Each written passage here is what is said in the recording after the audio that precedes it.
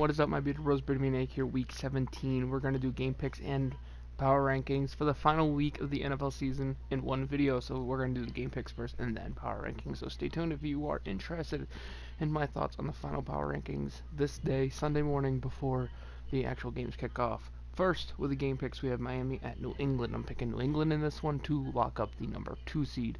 Then you got New York Jets at Buffalo Bills. I'm picking the Bills in this one. Cleveland at Cincinnati. I'm picking Cincinnati in the upset because, honestly, even if they win, they don't lose the number 1 seed. So I think they're going to try to fuck with Cleveland as much as they can.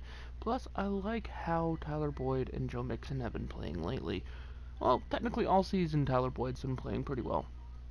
And you got Green Bay at Detroit. I'm picking Green Bay because they want to have a chance at locking up that number 1 seed. And if they want to, they need to win.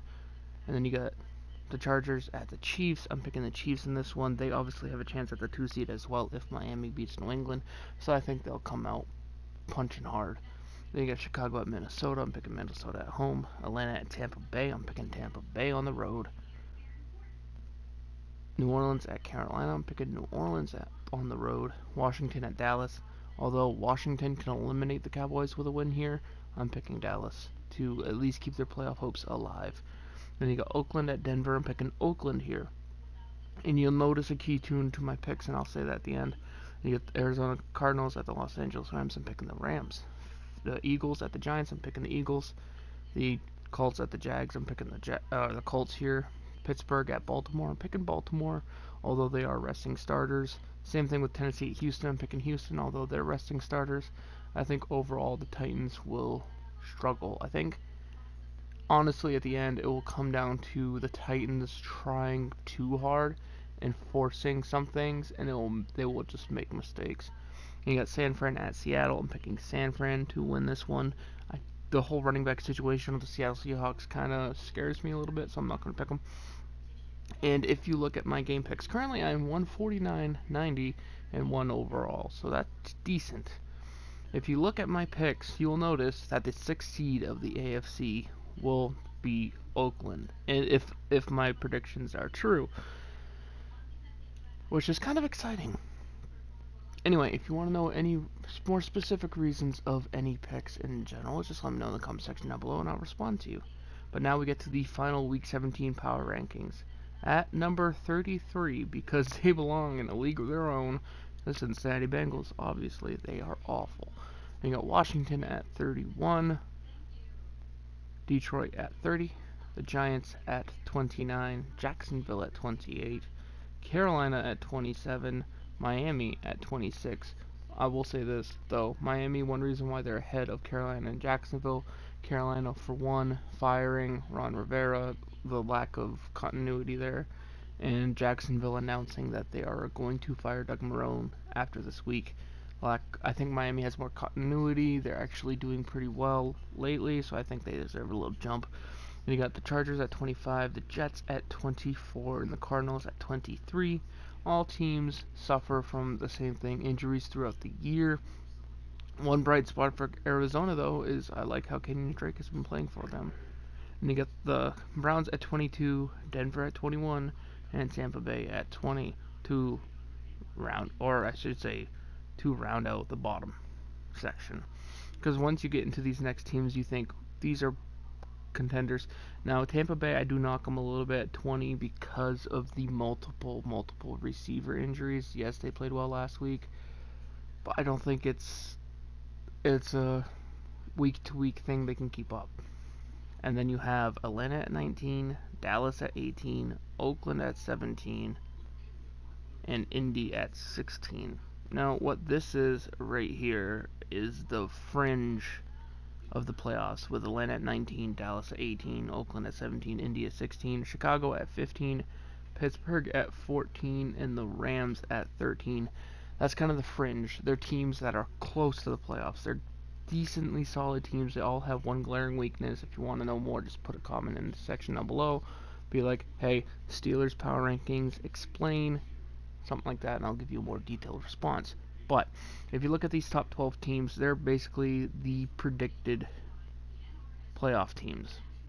Standard. Yes, it contradicts my game picks, but game picks involves upsets. This doesn't. At number 12, you have Philly. And at 11, you have Tennessee. Probably the weakest teams in each conference's playoffs, in my opinion. Honestly, Philadelphia barely going to be 8-8 going into the playoffs, and Tennessee, if they make it, it's probably going to be on the back of Houston resting their starters. So it's a tough situation to swallow, and they'll have to face Kansas City in round one, which is not ideal. And you have Seattle and Houston at 10-9. Two teams, either wildcard division winner, battling injuries, facing tough challenges in the first round of the playoffs, or what it looks like with Houston challenging Buffalo, and Seattle, I believe Seattle with a loss today would be the 5th seed. So that would mean, well, Seattle doesn't have a tough first round challenge, but the whole running back situation with them. And then at the 8th and 7th, you have Buffalo and Minnesota. Buffalo, obviously, an interesting week 1 challenge in most likely Houston, being that Buffalo's 5th seed, and then with a win, most likely facing Baltimore in round 2, would be a very interesting setup. I think they're a very solid team. Played poorly last week. Revealed some of the tricks in their bags, which I think could be huge going forward, especially into the playoffs. And then with Minnesota, the injury to Dalvin Cook is a little concerning, but they have running backs to step up. Their wide receivers are performing. I think it's their defense that's going to end up holding them back. And then at number 6 and 5, you have Kansas City and New England. I think these teams both do something extremely well. With KC, I think they will burn you on offense. They will. And when you start accounting for the speed, you'll have Kelsey in the middle. You'll have Williams or McCoy catching passes. It's very powerful. And with New England, it's their defense and the crossing routes of the offense, because N'Keal Harry's getting more involved. Sanu's starting to get better in the system. There's certain things they do. In Kansas City, they rush the ball. They rush the passer very, very well. Their stats might not back it up completely, but their system is going to be dangerous into the playoffs. They're definitely one of the 3 contenders in the AFC for the Super Bowl, at least in my opinion. And then you have at number 4 San Fran, and at number 2 Green Bay. Similar situation to Kansas City and New England. I think they each do one thing extremely well. And with San Fran, that is rush the passer. Obviously, Nick Bosa in that front of the 49ers is incredible. Defensive backfield's a little banged up. The offense is a little banged up as well, but the offense still can move the ball if they have to, which is good. Which is why they're number 4. Number 4 is not easy to get. And you have Green Bay at number 3. Personally, I think what they do best is they move the chains. I know that sounds a little maybe cliche, but behind Aaron Jones and Adams and Aaron Rodgers' leadership, I think they move the chains enough. I think come playoff time, it's going to be hard to force this team to punt. And this defense, their secondary is really, really good. Not just the secondary itself with the safeties and cornerbacks, but the coverage skills of the linebackers. They're going to be tough to throw on if you have to throw on them late. And you get New Orleans at number 2 and Baltimore at number 1, respectively, in my opinion, the best teams in each conference. The most likely Super Bowl matchup, the young Lamar Jackson versus the old, reliable Drew Brees.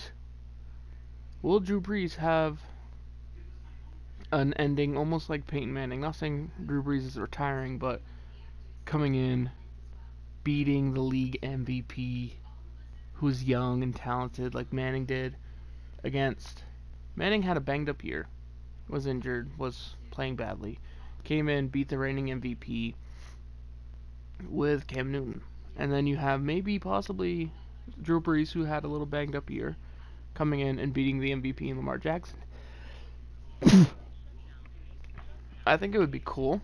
I think it would be a good matchup. Both these teams are amazing. And, of course, the offense of Lamar Jackson, it doesn't rely on his arm, and that helps him right now because I'll say this, and I'll make my opinion clear. Lamar Jackson's not a bad quarterback, but his arm needs improvement. And yes, when he's relied on, if he had to basically just pass 35 to 40 times a day, I think the Ravens would be in trouble. So his legs make up for it, but his arm, what's good about this is the system allows his legs to make up for what his arm can't necessarily always do, because it does it, and it does it well, but not always. And his arm's going to get better. Even if his legs fall off a little bit, his arm will get better. I think this team will be competitive for years to come. Anyway, I'll see you guys in the playoffs. Peace.